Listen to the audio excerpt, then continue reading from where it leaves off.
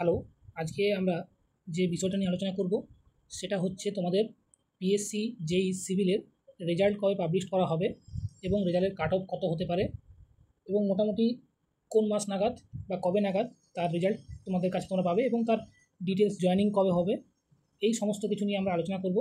আমি জানি তোমাদের কাছে ভিডিও নিয়ে আসতে অনেক দেরি হয়ে গেছে, তো আমি চেষ্টা করবো তোমাদের কাছে ফ্রিকোয়েন্টলি ভিডিও নিয়ে আসার জন্য, কেন কি আমিও নিজেও ব্যস্ত আছি, সেই জন্য আমি কন্টিনিউ তোমাদের কাছে ভিডিও দিতে পারছি না।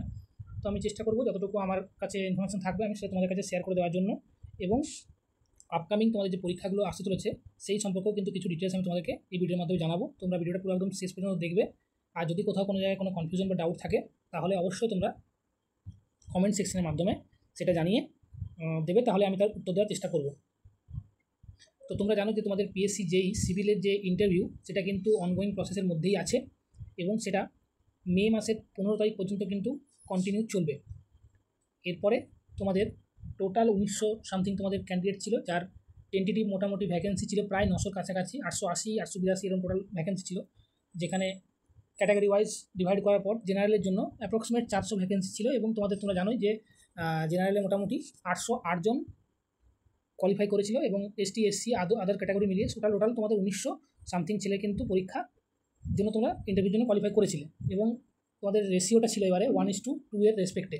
এগুলো হয়তো তোমরা জানো, যেন আমি আবার রিপিট করে দিলাম। তো এরপরে তোমাদের ইন্টারভিউ হয়ে যাচ্ছে মে মাসের 15 তারিখ কমপ্লিট। আমরা দেখেছি ইলেকট্রিক্যাল এবং মেকানিক্যালের ইন্টারভিউ হওয়ার মোটামুটি 3 থেকে 3.5 মাসের মধ্যে কিন্তু তোমাদের ইন্টারভিউ রেজাল্ট পাবলিশ করা হয়ে গেছে বা হয়েছে। এবার সেটা তাদের ভ্যাকেন্সি রেসপেক্টেও সিট সংখ্যা কম ছিল এবং তাদের সমস্ত সিভিলের যা ভ্যাকেন্সি রয়েছে তার থেকে অনেকটাই কম এবং ডেটা সংখ্যাটা কম থাকার জন্য 3 মাসের মধ্যে লিস্ট তোমাদের পাবলিশ করে দিয়েছিল এবং তার থেকে আবার লিস্ট পাবলিশের মোটামুটি 2.5 থেকে 3 মাসের মধ্যে তোমাদের প্রসেস কিন্তু ডকুমেন্টসের কাজ শুরু হয়ে গেছিলো এবং ধীরে ধীরে জয়েনিং শুরু হয়েছে, তোমরা সেটা জানো। তো এবারে প্রশ্ন হচ্ছে যে তোমাদের যদি এপ্রিল মে মাসে তোমাদের ইন্টারভিউ শেষ হচ্ছে, তাহলে জুন জুলাই আগস্ট তোমরা এইভাবে ভেবে রেখেছো। আমার মনে হয় আগস্টে তোমাদের ইন্টারভিউ রেজাল্ট বেরোবে না, কেননা তোমাদের সিট সংখ্যাটা যেহেতু বেশি রয়েছে, তো হয়তো বা কিছুদিন, হয়তো 1-1.5 মাস আরও বেশি লাগতে পারে।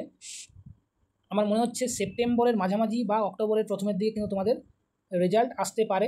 আমি আশা করছি পুজোর আগে তোমাদের রেজাল্ট কিন্তু আসবে এবং পুজোর আগে তোমরা তোমাদের টোটাল যারা কোয়ালিফাই করবে রিটেন এবং ইন্টারভিউ মিলিয়ে টোটাল কোয়ালিফাই মার্কসটা থাকবে তার বেসিসে সেই লিস্টটা কিন্তু পাবলিশ করা হবে।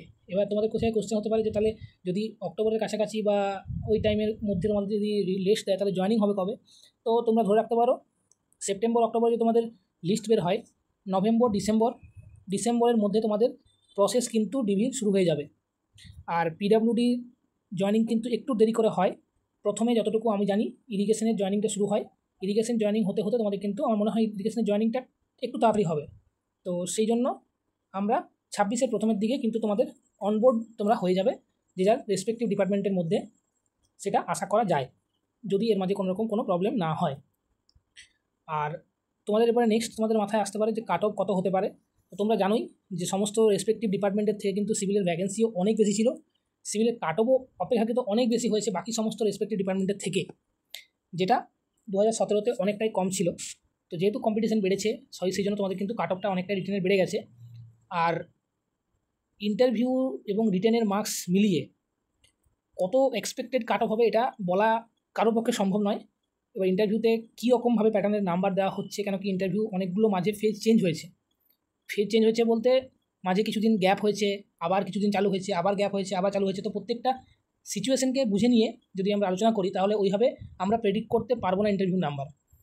কিন্তু যদি আমি আমার তরফ থেকে বলি তাহলে মোটামুটি 200 কাছাকাছি নাম্বার, আমি একজ্যাক্ট ডিজিট বলতে পারবো না এইভাবে, মোটামুটি 200 বা 200 থেকে একটু বেশি নাম্বার কিন্তু আমার মনে হয় একটা ভালো স্কোর হতে পারে।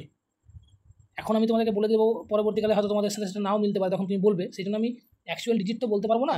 আমার মনে হয় 200-র ওপরে বা 200 থেকে একটু বেশি একটু সেফ স্কোর হতে পারে। এবারে সেটা ডিপেন্ড করছে দুটো নাম্বারের ভিত্তিতে কার কত নাম্বার আসবে।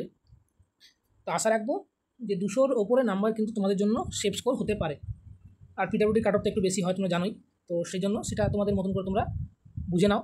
আর আমি তো ম্যাক্সিমাম ইন্টারভিউ শুনছি বা অনেকের কাছে শুনেছি, সবার তো ইন্টারভিউ কারো মুখ থেকে খারাপ হয়েছে শুনিনি, সবাই অবভিয়াসলি পড়াশোনা করেই ইন্টারভিউতে গিয়েছে। তো সেই জন্য ইন্টারভিউ সবাই বলছে ভালোই হয়েছে এবং সবার রেসপেক্টিভ নাম্বারও মোটামুটি 160-র ওপরে। তাহলে কাট অফটাও অবভিয়াসলি বাড়বে, এবং ইন্টারভিউ যেহেতু সবার ভালো হয়েছে বা নাম্বারও ভালো পেয়েছে সবাই বলছে, সেই জন্য তাদের ইন্টারভিউ নাম্বার এবং রিটেনের নাম্বার মিলিয়ে একটা ভালো কাট অফ আসার সম্ভাবনা কিন্তু আছে। তোমরা ঘাবড়ে যেও না, যেটা তোমাদের কাট অফ আসবে সেটা দেখে তোমরা কিন্তু ঘাবড়ে যেও না, আমি আগে থেকে তোমাদেরকে বলে রাখছি। আর আরেকটা জিনিস, সবাই একটা চেষ্টা করবে বা সবাই প্রে করবে বা সবাই তোমরা একটা প্রোটেস্ট করতে পারো, যেটা এই যে এত মানে আমরা বর্তমান টাইমে দেখতে পাচ্ছি করাপশানের একটা জায়গা তৈরি হয়েছে, সেই জিনিসটা যাতে না হয়, যাতে পুরোপুরি প্রসেসটা ট্রান্সপারেন্সি থাকে, এবং পরবর্তী পরীক্ষাগুলোতে যাতে পিএসসির পরীক্ষা বলো বা স্টেট লেভেলের যে পরীক্ষাগুলো হয় সেগুলোতে তোমাদের যাতে ওএমআর শিটের একটা জেরক্স তোমরা নিতে পারো, সেটা কিন্তু তোমরা ডেপুটেশন বা এই জাতীয় কিছু বললে আমার মনে হয় সেটা উপর মহল থেকে ডিপার্টমেন্ট থেকে ভালোভাবে সেটাকে রেসপন্স নেওয়া উচিত। তাহলে কী হবে, তাহলে তোমরা তোমাদের অ্যাকচুয়াল প্রেডিকশনটা বা অ্যাকচুয়াল তোমাদের যে অ্যাটেম্প্ট বা অ্যাকচুয়াল তোমাদের কতটা কী হলো সেটা তোমরা কিন্তু আইডেন্টিফাই করতে পারবে। আমার মনে হয় এটা একটা ভালো ইনিশিয়েটিভ হতে পারে। তোমরা যদি কখনোই কেউ পরবর্তীকালে কারো মানে অফিসের সাথে যোগাযোগ করো, তাহলে তোমরা এই পয়েন্টটা দিতে পারো যে স্যার পরবর্তী আমাদের কোনো পরীক্ষা হলে প্লিজ আমাদের সাথে আমাদের একটা ওএমআর শিট কপি বা ওএমআর শিটের একটা জেরক্স বা আমাদের ওই যেটা থাকে ওএমআর শিটের একটা কার্বন কপি, সেটা যদি দেওয়া হয় তাহলে খুব ভালো হয়। এই মোটামুটি ছিল আমার বলার কথা। আমি এইটুকুই আজকে তোমাদের জন্য বলতে এসেছিলাম। পরে দেখা হচ্ছে আবার নতুন কোনো ভিডিওতে। Thank you.